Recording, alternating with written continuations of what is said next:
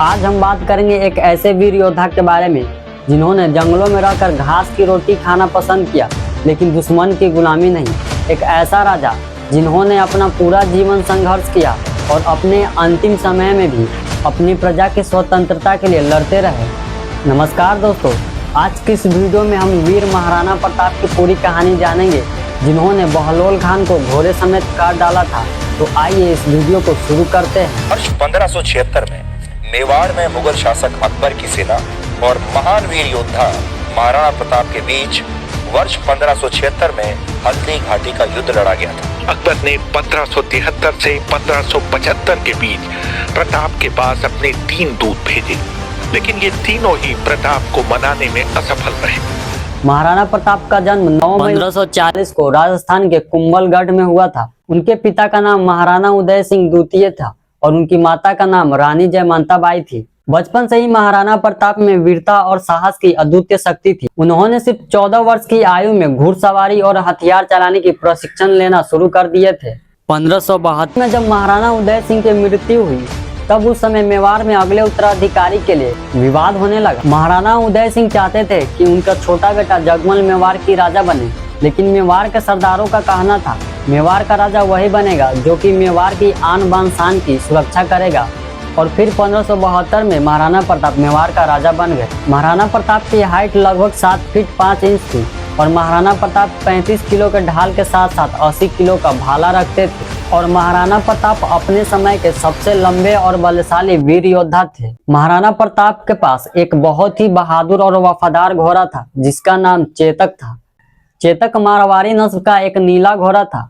महाराणा प्रताप चेतक को घोड़ा नहीं बल्कि एक बहादुर साथी मानते थे, जो कि हर संकट में महाराणा प्रताप का साथ देता था। ये बात उस समय की है जब मुगल सम्राट अकबर लगभग पूरे उत्तर भारत पर कब्जा कर लिया। तब अकबर चाहता था कि सारे राजपूत राजा उसके अधीन हो जाए और कई राजपूत राजाओं ने अकबर की गुलामी स्वीकार कर ली, लेकिन महाराणा प्रताप अकबर के आगे नहीं झुके। मुगल सम्राट अकबर महाराणा प्रताप को अपने अधीन करने के लिए कई कूटनीतिक नीतियों का उपयोग किया, लेकिन महाराणा प्रताप अकबर के आगे नहीं झुके। महाराणा प्रताप का कहना था कि सर कटा सकते हैं लेकिन गुलामी नहीं कर सकते। और फिर 18 जून 1576 को हल्दी घाटी युद्ध की शुरुआत हुई।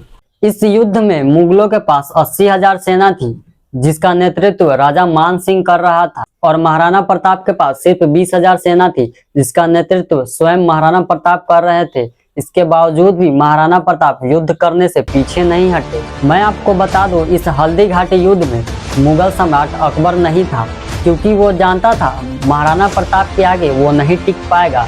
इसलिए मुगलों की तरफ से राजा मान सिंह लड़ रहे थे। 18 जून 1576 को जब हल्दी घाटी की युद्ध शुरू हुई, तब महाराणा प्रताप ने गोरिल्ला युद्ध की नीति अपनाई, जिससे मुगलों की सेना को भारी नुकसान हुआ। महाराणा प्रताप जिस ओर जाते थे उस ओर मुगलों की लाशें बिछा देते थे। मुगलों के एक सेनाधिकारी जिसका नाम था बहलोल खान, महाराणा प्रताप ने बहलोल खान को घोड़े समेत काट डाला, जिसे देखकर मुगलों की सेना थर थर कांपने लगी।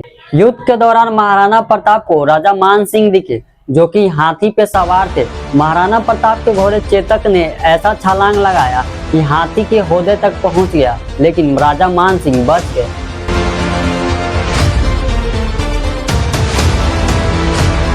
युद्ध के दौरान महाराणा प्रताप और चेतक दोनों ही घायल हो चुके थे। चेतक के एक पैर कटने के बावजूद भी महाराणा प्रताप को अपने पीठ पे बिठाकर 25 फीट लंबे नाले को पार कर महाराणा प्रताप की जान बचाई और चेतक वीर गति को प्राप्त हो गया।